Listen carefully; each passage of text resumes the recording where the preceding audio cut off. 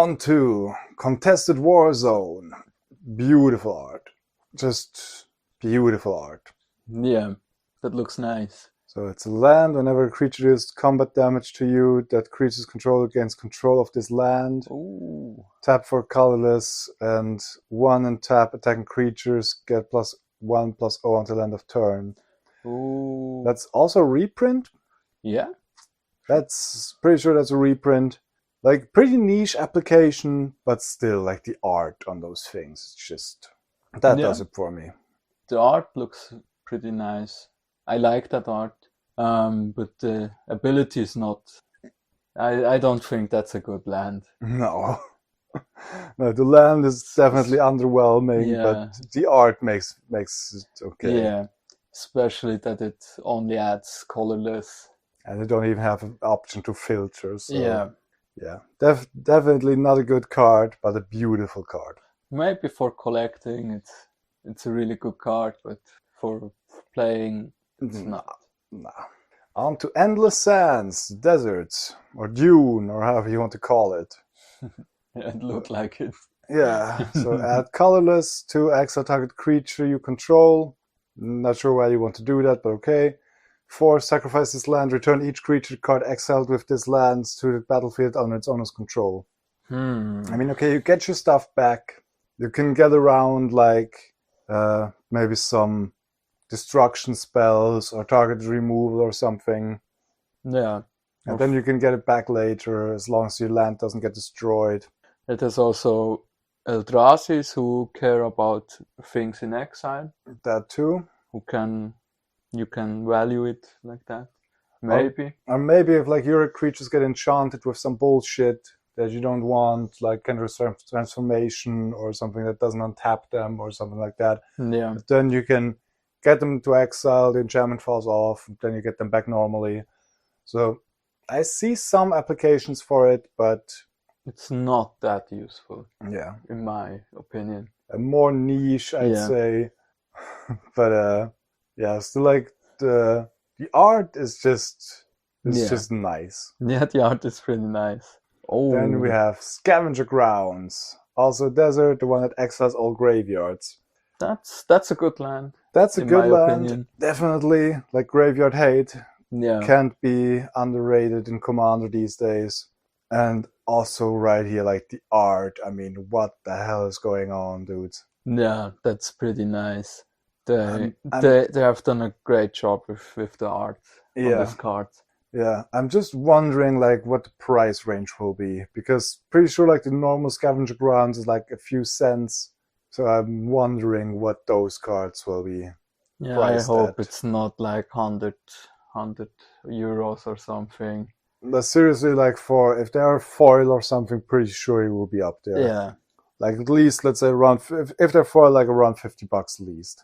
Even for those. Yeah. Then we have Petrified Field. Taps for a colorless, or sacrifice this land, return the land from your graveyard to your hand.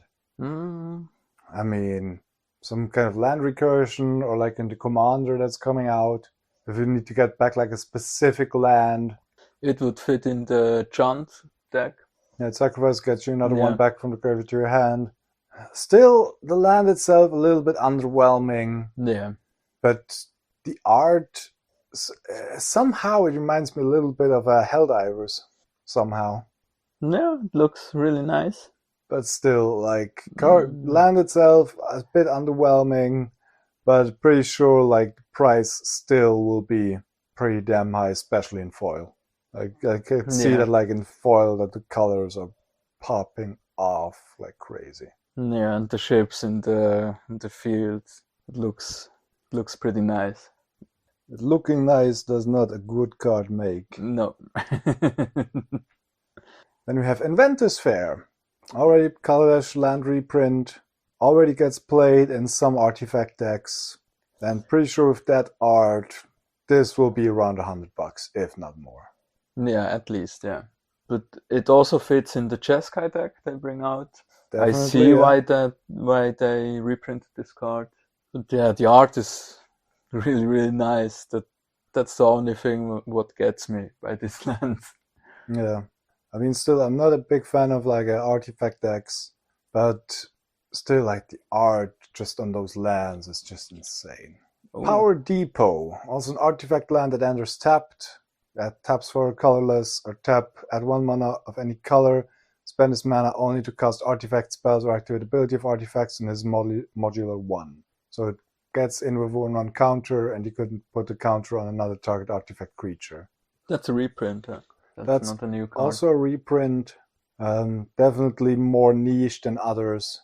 Yeah. But just like the fucking Death Star artwork is it's pretty nuts, if you ask me.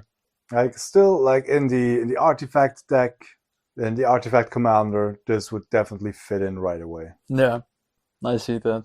Oh, Cascading Cataracts. The 5-color or the indestructible land that taps for colorless, or that you can filter Wooburg out of for 5. Was in Amonkhet, the original, if I remember correctly. Is a good commander card, especially if you play 5 colors. Yeah. But the art on this one, seriously, like, can you imagine this one in foil? Yeah, I imagine it in search foil or something. Dude, this will be come more through. This will be also, I'd say, at least around $100. Yeah, in foil for sure. Like, this will be one of the insaner pulls you can get in foil. It's so pretty. And we have Debris Field Crusher for 5. It's an artifact spacecraft. When it enters, it deals 3 damage to any target. So you bolt something, and the station is 8+ counters. Then it is a 1/5 flying with fire breathing, more or less. For 2, it gains +2/+0 until end of turn. Nah, that's a little bit underwhelming. Yeah, definitely. Like, I mean, 5 mana, you can do better things. Yeah, I mean, it's nice that you can bolt something, but for 5, it's just a bit overcasted for my taste. Yeah, but in limited, maybe. Yeah, I mean, if you have no other options. Yeah, limited, it's still removal.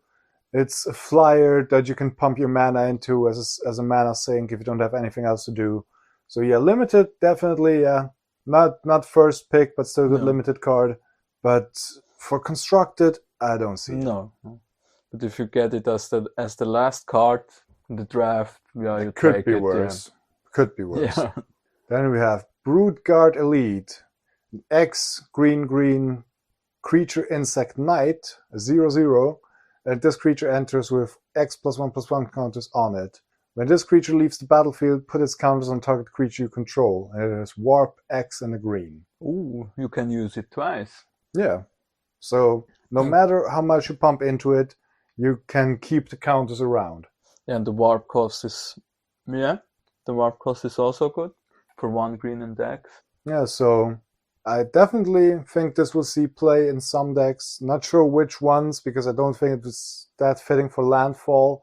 Although with landfall, with all the lands you have, you still have a good mana sink. And as I said, yeah, you can keep the counters around even for its warp cost. So you can pump up one of the other dudes. Yeah, I'm not that big of a fan of 1/1 counters. Yeah, that's more my type, but maybe you can put it on Animar. Yeah, the thing is, something like that. I personally play Animar like with Cascade, and there, if you Cascade into it, it's just a 0/0 that dies instantly. So that won't work. But for other things, I mean, I've definitely seen worse. But if it costs 10 less to cast, then you can do it for 1 green and X10, and then get it back for 2 green and X11 or something. Yeah. No more. You put the 10 counters on Animar, end of turn. Yeah. So maybe, but it's like in the right Animar deck, I definitely see it. Like in mine specifically with Cascade, it's a bit too risky. Yeah. But and other Animar decks are just go huge decks. Yeah, I definitely see that. Yeah. Oh my! if that isn't an orbital piss laser. Cavaron, Memorial World, Land Planet. Ooh, so it's a land, but it's also planet. Okay, it enters tapped and taps for a red, and you can station it, so you can populate your planet. And then, if you got 12 counters on it, you can tap for 2, sacrifice a land, and create a 2/2 colorless robot artifact creature token. Then creatures you control get +1/+0 and gain haste until end of turn. I don't know. I'm not really a fan. No, it doesn't. It doesn't do that. What I think of. It's a mythic. It should do way more. I mean, this. For a mythic, seriously, enters untapped, and you just pay it 2 and tap without sacrificing a land. Then I'd see. I'd see it. Okay. But it enters tapped. It just taps for 1 color, and you have to sack a land to get a 2/2 robot and 1+0 for your team in haste. Like, sorry, but that's not enough. No. In today's economy, no. That's just. I would feel bad to open this as my mythic for a box. Yeah, it's like Tree of Redemption or something in Modern Masters. Yeah, back in the day. Yeah, like, sorry, dudes, but no, this is just sad. Yeah. Adagia Windswept Bastion, also planet, enters tapped, as we've seen before, add a white. Station also needs 12 counters, then for 4. And tap, create a token that's a copy of target artifact or enchantment you control, except it's legendary. Activate only as a sorcery. Okay. Here we're talking. Yeah. Here we're talking. I see that, yeah. I mean, okay, the token you get is legendary, so you can copy the enchantments and everything more than once. But still, you get a second Rhystic Study. You get a second Smothering Tithe. Or the draw artifact we looked up before. Yeah, like, okay, so this is definitely mythic. This is mythic worthy. Even if it enters tapped, you just pay for the ability. You don't need to sacrifice a land or anything like that, and you get to keep the copies, the token copies you make. But why is that much better than the red one? I don't know. Like, maybe it's just the curse of red mythics being underwhelming. Yeah. Maybe it's that. But also, it's white. Yeah, okay. And you get a token copy. Yeah. How many token doubles we've seen over the last few sets? Much. Too much. So, although, the token's legendary, so that won't work still, yeah. If you read the card, it explains the card, okay. Yeah, but the battlefield triggers would still go off, and then you would sacrifice the save-based action. Like the blue enchantment. Yeah, but it doesn't do much. Yeah. But still, like, definitely, I'd see this definitely in something like my Oloro deck or something. I mean, it's hard to get the station count up since I don't play that many creatures. But as I said, just to get another Rhystic Study, another Smothering Tithe, another Ghostly Prison, a Propaganda, a Sphere of Safety, another Phyrexian Arena. There are so many options with that stuff. Yeah, I see that. Where I have to say, like, really, really good ability. Like, this is a fucking planet mythic. I see that. Maybe I can play this in my Siphis deck. I mean, it is artifact or enchantment, so why not? Yeah, so Ancestral Mask. Yeah, and I mean, in your Siphis deck, like 12 plus counters, 12 plus power of creatures you control, that's not too big of an ask. No. That in your deck, that's not too big of an ask. 4 mana is also nothing. You can copy like Mirari's Wake or I don't know. Nyxbloom Ancient. Nyxbloom Ancient, yeah. I see that. Yeah, so definitely compared to the red one, this is a mythic. The other one was like an uncommon or something. You can work with that. Yeah, definitely. Then we have Umbral Caller Zealot. For 2 mana, you get a 3/2 human cleric with sacrifice another creature or artifact, surveil 1. Ooh. So we have a more or less better Viscera Seer. Yeah. Because you can sacrifice an artifact or creature, you surveil instead of scrying, and it is a 3/2 instead of a 1/1. Yeah, I see that. I mean, for 1 mana more, I take that anytime. Yeah, because the surveil makes also more value in decks like Meren. I'll definitely replace my Viscera Seer in Meren with this one as soon as it comes out. Yeah, I would play them both. Or both. Well, either way, but 100%. Like, if I have to choose, this one all day. Yeah, this is the better version of that card. Yeah. Especially up for graveyard decks, since Surveil instead of Scry. Yeah. Why do you want to put it on the bottom? Like, if it's a big creature that you can't play right away, why do you put it on the bottom of your library if you can just put it into your yard and reanimate it? Like, no questions. Ooh, looks like someone has the munchies. We have Mouth of the Storm. For 7 mana, a creature elemental, 6/6 with flying and ward 2. Okay. When this creature enters, creatures your opponent controls get -3/-0 until end of turn. Now, until your next turn. Yeah. So even in their turn, there are still shrunken free power.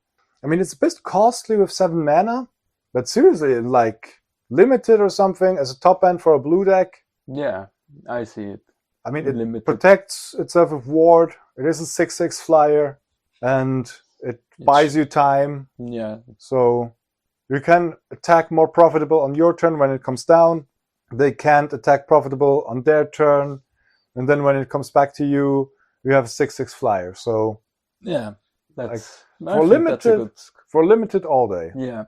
Oh. Now this could be interesting. Cosmogrand Zenith. For 3 mana, it's a human soldier, 2/4. Whenever you cast your second spell each turn, choose 1. Create 2 1/1 white human soldier creature tokens, or put a +1/+1 counter on each creature you control. But that's 2/4 for 3 mana. So first off, I want to punch wizards in the face, or especially that guy who thought that your second spell each turn was a good idea. Yeah. Just like with Dragonstorm. And then, like, I have 2 white human soldiers, and still, as we've discussed before, how many token doubles have we seen over the last few sets? And then a +1/+1 counter on each creature you control. So also on himself as well, and all on the whole board of tokens you just made. Yeah, I would see that card in my Adeline deck on Arena.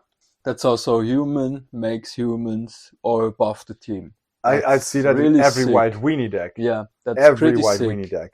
I mean, seriously, I already worry about Arena with that one fucking alchemy guy. I mean, you know my stand against alchemy, but that one crane, whatever it is, like the mentor, that shits out mentors. With this one. Yeah, okay. Yeah. Sorry, dude. No. I see that. No. Just, oh God. Maybe I have to make me a deck with the mentor. Yeah. That seems pretty sick. Yeah, no, seriously. This will make white aggro pop. Yeah, I see this card. Now we have, I'm not quite sure which way I should look at this thing, but it's Hole Carver. For 1 black, it's a 1/1 artifact creature robot assassin with Death Touch. For me personally, 1/1 creatures with Death Touch for 1 mana, I can play them all day. Like, they're good blockers. It's a common, so even like in draft and stuff. Yeah, in limited, I would see the card. But in constructed, it's constructed. It depends on the deck. Yeah, but still, like 1 mana Death Touch is, for me, it's always at least a decent card. Yeah, you can trade, you can block with him well.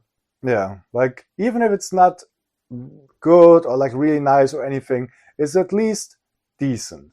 Like you can use it, and like in a draft, like if you get like a pack, you last in turn for 1 pack, and this is still in there.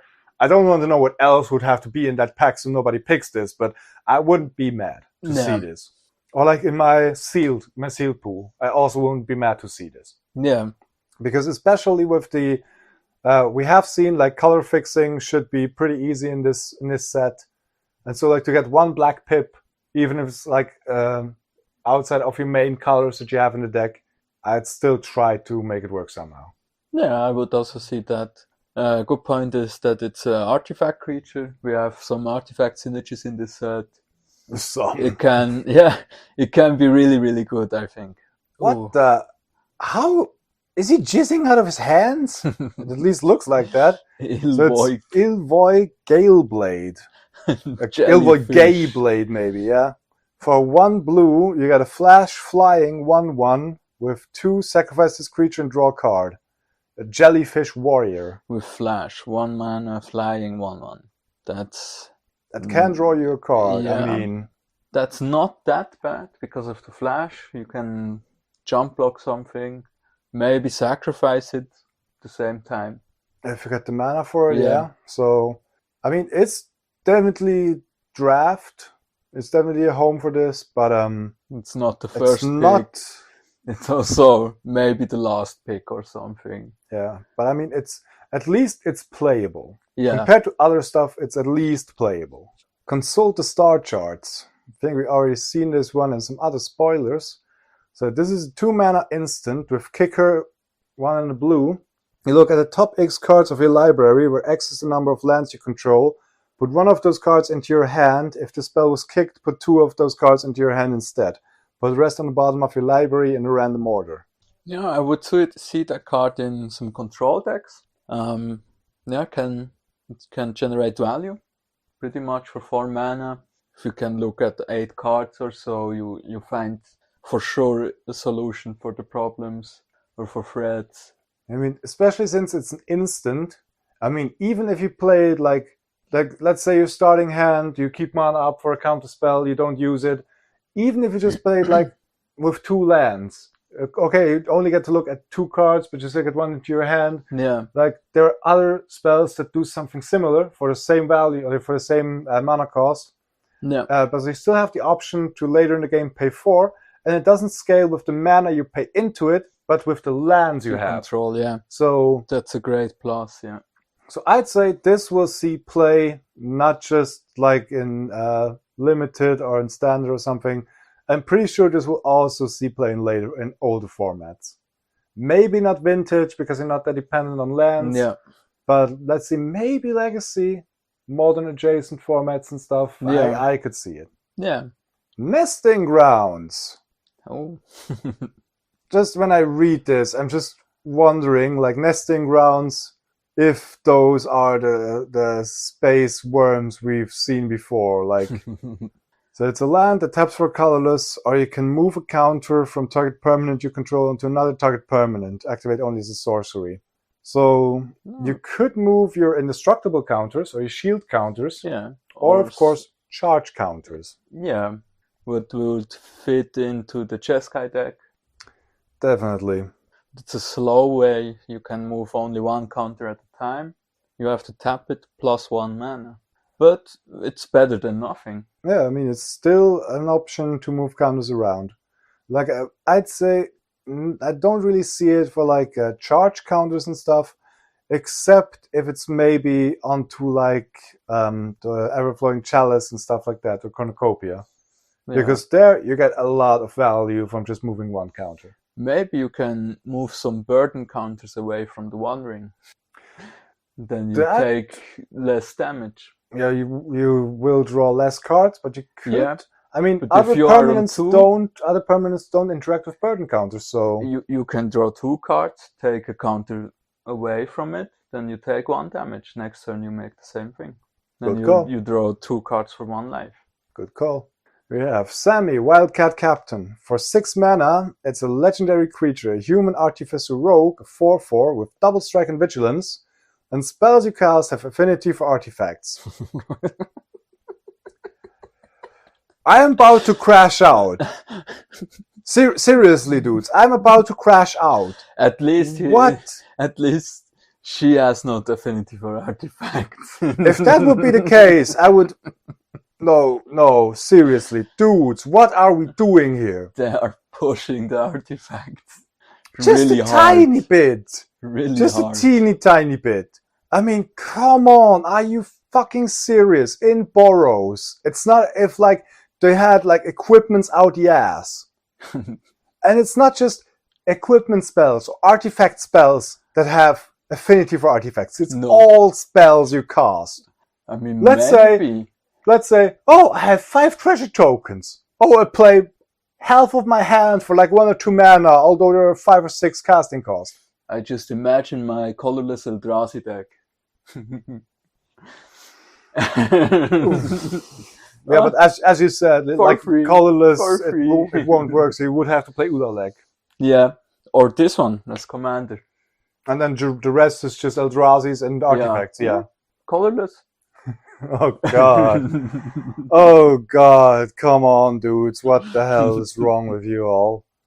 Some things, I don't know, like, I need to look up. 4/4 double strike. Vigilance, yeah. No, seriously, I need to look up where Wizards is headquartered and look if there's some trouble with the water supply there. Like, wasn't there like the meme of Flint, Michigan in America where like you can't drink the tap water? Maybe. Pretty sure like Wizards headquarters is somewhere like next to a medical facility or something. We have to find out where they get their drugs from. Yeah, I want some of that shit too. Yeah, definitely. Oh my! Please be normal. Please be normal. We have Alfarel, Stone Chosen, a Stone Cold Steve Austin, I would. So we have a 5-mana, 3/3 human cleric with Ward, discard a card at random. He has Void whenever Alfarel attacks. If a non-land permanent left the battlefield this turn, or a spell was warped this turn, defending player loses half their life rounded up. What? What? Wizards, what is wrong with you? What are you doing? But the ward cost is also hard. Discard the card at random. Yeah. So if you have no cards in hand, you can't even do anything. And he doesn't need to do damage. He just needs to attack. So theoretically, like he's mono black, but okay, let's say you have white. Reconnaissance. I attack, I pay 0. Oh, and tap him, remove him from combat. He attacked, you lose half your life. Yeah. Or mace of it. You mace of your own creature. Loses half their life. Didn't we just have like the Unstoppable Slasher or whatever his name is that also like if he connects you lose half your life? Yeah. But this one has not even to connect. Like what is wrong with you people? Like I mean, okay, it's a 3/3 for 5, but still. It's pretty strong. I think this card would be a big problem if I play against it. I mean, seriously, sometimes I think the thought process is, oh, it's just half your life. He can't kill you if he doesn't connect. Like you can, like the least you can do is you can go down to 1. Yeah, but you get left crippled. Yeah, crippled and broken. Like, sorry, he's not Stone Chosen. He throws stones at you, as it seems. Oh yeah, that one nice. That one will lead to so many new players experiencing what slivers can do. I think that's also a card that you need in this art for your sliver deck. Oh no, I'm staying with I think it was a secret layer that also looks spacey. Yeah, that's right, yeah. I mean the aesthetic with like what is this? Like I think comic. 60s, yeah. So 60s comic book or movie poster. It is nice, but I never was a fan of like abilities and stuff where you have to look all over the card. Wait, where is it? What does it? What I have to do? You know what it does. Yeah, of course. And for everybody else who don't know, God bless you. Like, I mean, just my personal take as an owner of a sliver deck. I know the other legendaries are also nice commanders, but he's named Overlord for a reason. Oh my god, what the fuck is that? Even the price tag in the upper corner, $3.99. What the? So Enchantment Aura, Paradox Haze. For 2 in the blue, it's an enchantment, an enchant player. At the beginning of enchanted player's first upkeep each turn, that player gets an additional upkeep step after this step. Okay. But the art looks really nice. The art is, like, the comic book style is nice. Paradox Haze has some pretty weird shenanigans that you can do with it. But, like, seriously, dude, I don't know. I mean, still, the art is cool. I just don't like that I have to, like, the name is in the middle and up you have the typing, then you have the mana cost somewhere else. So, and you have a price tag. That means you can buy it for that price. Like, I go to my local shop, like, hey, I only want to pay $3.99 as stamped on the card. It's the law. If it has a price tag on it, I only pay that price. Nexus of Faith. Oh. Well, that's a reprint if I ever seen one. 50 cents, huh? No, I don't think that. I don't think that even the original would go for 50 cents nowadays. Yeah. For all the people who don't know, Nexus of Faith at once was, I think it was a promo, like a buy a bundle, or buy like a box promo or something. Yeah. And there was a bit of a controversy because it was used, I think, on a Pro Tour in some decks. And since it wasn't in the set itself, but just a promo, prices got a little bit wonky at a bit of a time. I think it even got banned afterwards for that reason. Yeah. But it's a good card for 7 mana, take an extra turn, and it goes back into your library. Yeah, if it gets put into your graveyard in any way other than casting. It's fair. It's a fair extra turn card. Yes, if anybody would have ever seen one. But yeah, seriously, like, at least that's a reprint I can get behind. As I said, it used to be a box promo. Now it's just, or it's still like on a bonus sheet or something. The art looks nice. Yeah. So the whole scrambled abilities are not my thing. But the art itself for this card is really nice. It's really hitting me. But I think you will never get a PSA 10. Look at the edges. That will be a bit hard to, like, for the grading systems, like, they have to evaluate, wait, is this printed on the card or is this damaged? Yeah, they get a hard time. Magus of the Moon. Another classic for 3 mana. Non-basic lands are mountains. So Blood Moon on a stick as a 2/2 human wizard. An absolute classic. Yeah. The art, I'm not sure. Like, it almost looks like something out of an old Bond film. Yeah. Like, I expect you to die, Mr. Bond. Especially, I don't really see why the Magus of the Moon would destroy another planet. But maybe he lives on the moon and he's pissed on them, so... Yeah. Look, it's like bent. On the corners, yeah. Oh, God.